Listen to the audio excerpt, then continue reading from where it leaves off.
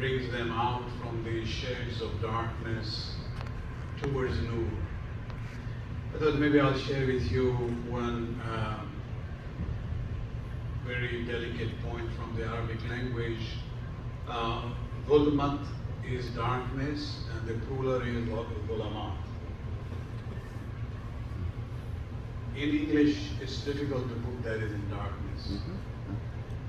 I don't know if there is a word in English which says darkness is. It's just a singular. And that's why when I translate it, I normally say shades of darkness or levels of darkness.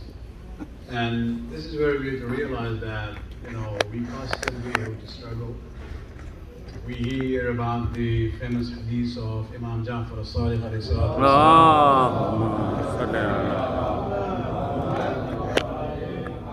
that there are 10 darajat and level of Iman. For somebody is on the second level, there is still shades of darkness for him to reach to the 10th level. So even though you are already on a level, you can still see the nur, but you still need the support and tawfiq of Allah subhanahu wa ta'ala to reach higher. And that is where, we see that Allah subhanahu wa ta'ala describes that as a function for himself. And he uses the same wordings in the Quran for Rasulullah sallallahu alayhi wa sallam. And the Aimma of Ahl-e-Bait basically are continuation of that process of guidance. And I would like to connect tonight's Majlis with the famous words from the wasiyyat of Imam Hussain ibn Ali alayhi salatu wasalam. Allahumma salli ala Muhammad. When he talked about the purpose of his sacrifice and his mission, when he says, إِنَّمَا خَرَجْتُ لِطَلَبِ الْإِصْلَاحِ فِي أُمَّةِ جَدِّي, that verily I have risen only for one purpose, and that is to reform the community of my grandfather. When we talk about Islah, the opposite of that is ifsad. When there is fasad, then there is a need for salah. Then you need to, when there is deformity, that's where you want to reform it, to bring it back to the normal situation. Tonight, I would like to talk about the respect that Islam has for women and children, especially in the state of war. One of the standards by which we can see whether there is fasad in the community or in the society or in a country or there is salah is to see how nations and communities around the world treat the women and children, especially in the state of war. The record is not that good, even in the 21st century around the world. And this is where we have to, look at this issue that there is constant need for Islah and reformation in our own ummah in order to bring ourselves back to the, right direction and be among the followers of the Quran, Rasul, and the Ahl-e-Bait alayhi salatu wasalam. Salawat. Allahumma salli ala. Islam, when it comes to social issues, does not shy away from talking about these issues. And one of the very serious issues is that the issue of protection for the vulnerable segment of the society, especially when we talk about children and women.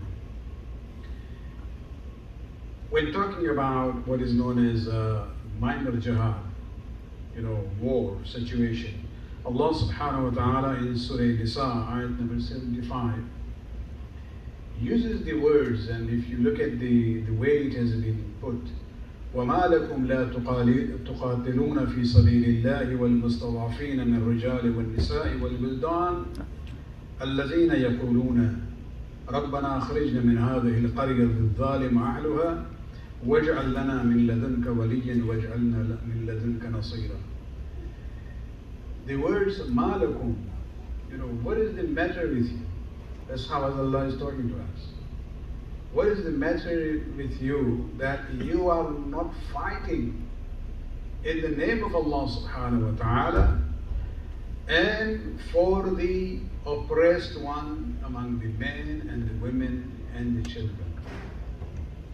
Who? Those who are actually praying to Allah subhanahu wa ta'ala that Allah take us out of this town of the people who are zalim and unjust, and appoint for us a wali and a leader who will be a nasir and a helper from you.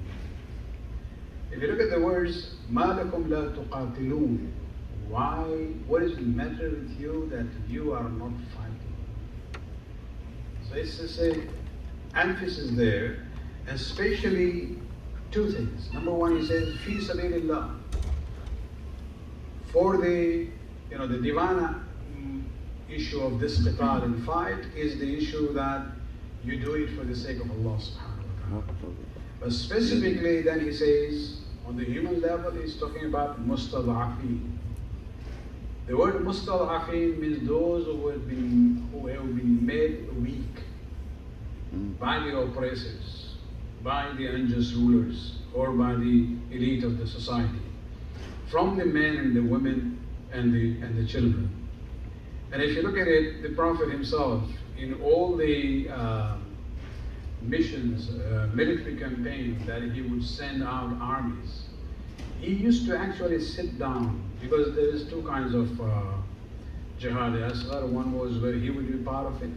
We talk about Badr and Uhud and Khandaq and Khaybar.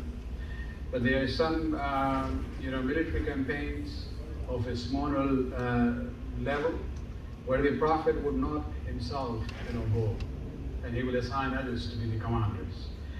And in those cases, he actually would sit down before they leave Medina. And according to the writings, it seems that this was an ongoing tradition and an ongoing instructions to the Muslim soldiers. كان رسول الله إذا أراد أن يبعث سرية دعاهم. Whenever he wanted to send a military campaign, he used to call them first. فأجلسهم بين يديه. He will make them sit in front of him, and then he will say, سيروا بسم الله وبالله وفي سبيل الله وعلى ملة رسول الله. Motivation is the main thing. Why you are doing this? Why you are going into jihad? Number one, move in the name of Allah, for the sake of Allah, in the name of Allah, وَعَلَى مِلَّةِ رَسُولِ اللَّهِ, and for the sake of the religion of Rasulullah. And then he says, لَا تَغُلُّ. When it comes to the issue of if you defeat the enemy and then you have to take mal ghanimat, booty, there Rasulullah says that be careful. Don't be unfaithful and put something for yourself, because you have to bring all together and then the distribution will take place. وَلَا تُمَثِّلُ. I mentioned last night in Shami Ghariba, do not mutilate the dead body even of those who are enemies. وَلَا تَغْدِرُ. And when you are in the state of war, if you come to a pact, an agreement, or a truce with the enemies, do not betray that. وَلَا تَقْتُلُوا شَيْخًا فَانِيًا وَلَا صَبِيًّا وَلَا إِمْرَأَةً. And if the war is taking place in a town, not in a battlefield out there, then he says, do not kill an elderly person, do not kill a child, and do not kill a woman. Very clearly. And we see in the seerah of Rasulullah, he used to take this issue very seriously. Even in the Fatah Makkah, conquest of Makkah, which was without any warfare, because the people of Makkah just gave in. They didn't realize that Rasulullah has become very powerful. He came with 10,000 well-organized, well-armed army. And this is where they gave in. And this is where Rasulullah says to them, you know, technically I can take every one of you as my personal slave. Because according to the laws of Islam, if the city is taken where no fight happened, they become mal ghanimat for Rasulullah himself. But he told them, you know, go, antumut talaqa, you are the freed slaves. And this, he is talking to the people of Mecca, including Abu Sufyan and his family. If you remember the words Bibi Zainab uses in the sermon in front of Yazid, she is addressing Yazid, she says, Yabna al-Talaqa, O son of the freed slaves, your father and grandfather were slaves of my father and my grandfather, but he made them free. And so that's a side issue. But then the Muslim army entered Mecca from different gates or paths.